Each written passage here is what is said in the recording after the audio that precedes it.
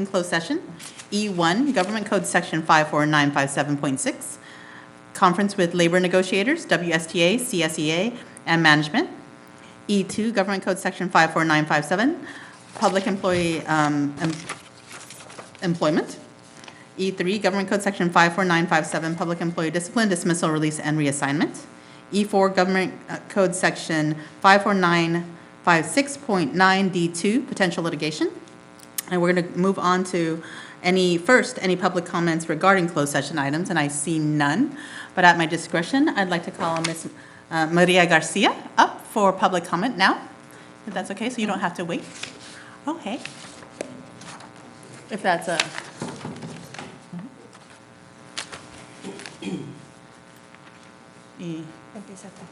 Hi, good evening.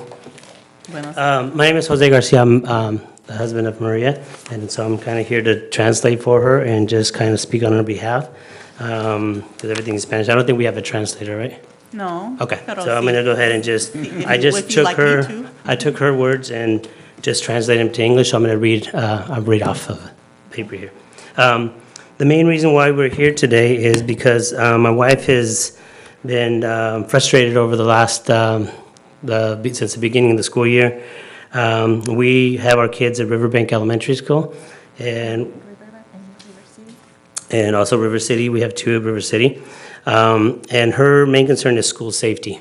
And so she's been just kind of noticing a lot of, like a trend of lack of supervision at the school, mainly due to lack of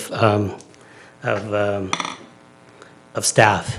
And so we think that this is resulting in a lot of students misbehaving, transferring into the classroom, not allowing teachers to teach and to do their job, and so taking from the learning of other students that are also in the classroom.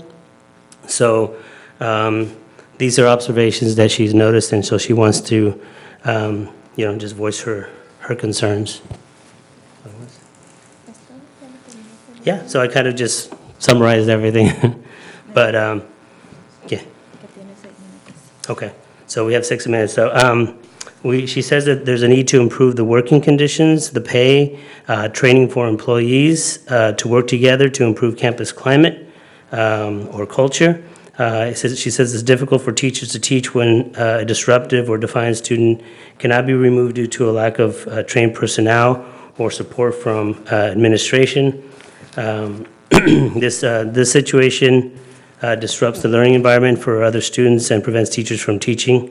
The lack of support from the district has led to teachers expressing their desire to leave the school. So in the past, we've lost a lot of teachers that have left the school for other districts or other schools.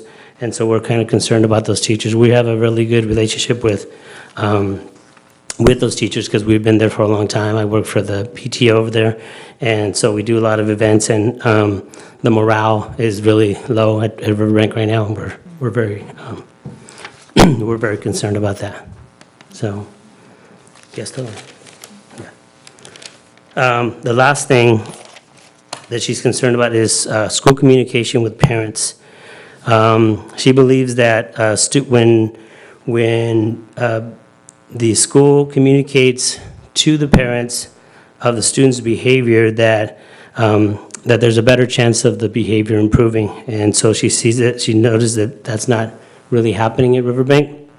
And that the parents are not very welcome into the on campus and on school grounds to help with that type of behavior. And so she's asking for help from the district to get that resolved as well. And then we have a lot of signatures from parents who have the same concerns. And so we're just thinking that maybe it's due to budget cuts. I don't know if all the budget cuts that the district made last year kind of trickled down to those types of things. So, supervisors, security, and things like that. I don't know if it was just all budget cuts at the top at the district, or those are also some of the same things. So I did notice that the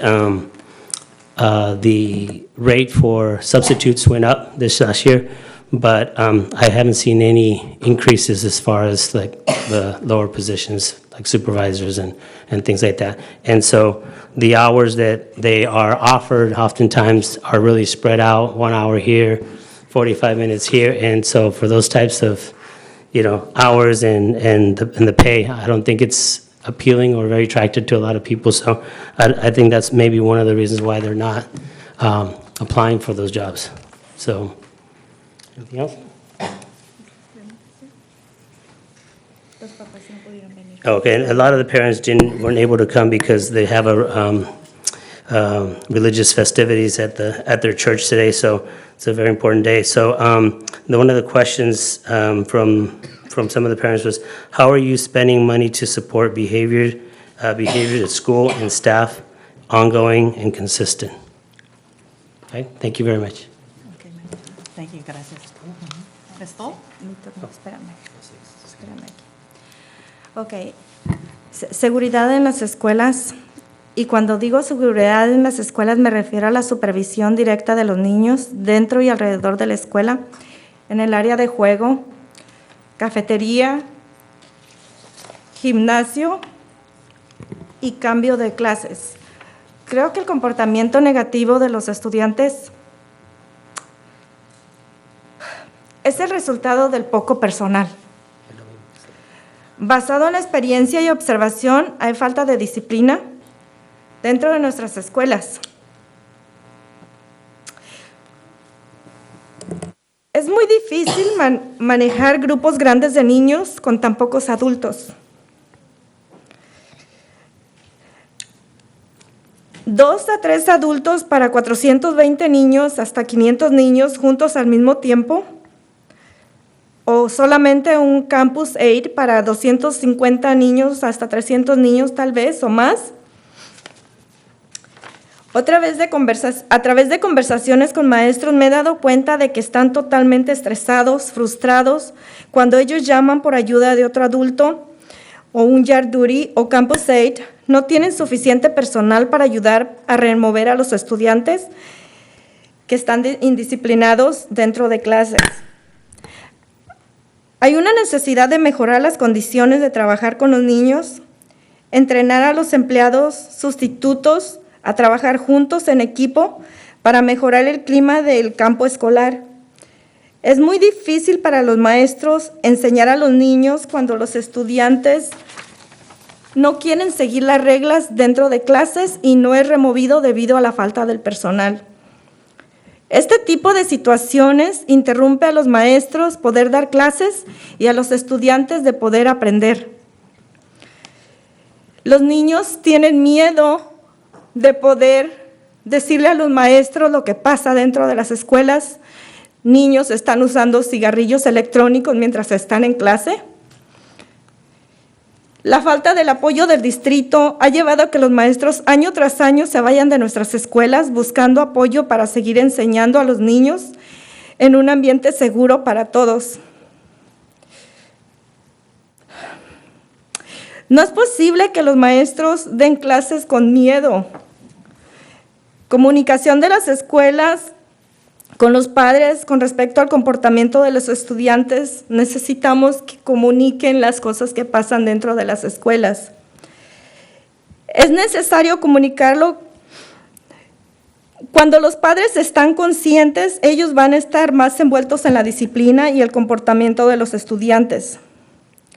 Los padres necesitan sentirse bienvenidos en nuestras escuelas para participar y ayudar en el comportamiento de los estudiantes. Los padres se sienten que no son bienvenidos en nuestras escuelas. Gracias.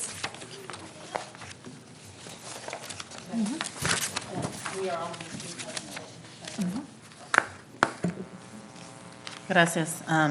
We're also in receipt of the English translations. Hopefully, Ruth will get you, Clerk Jackson, a copy. We will now go into closed session.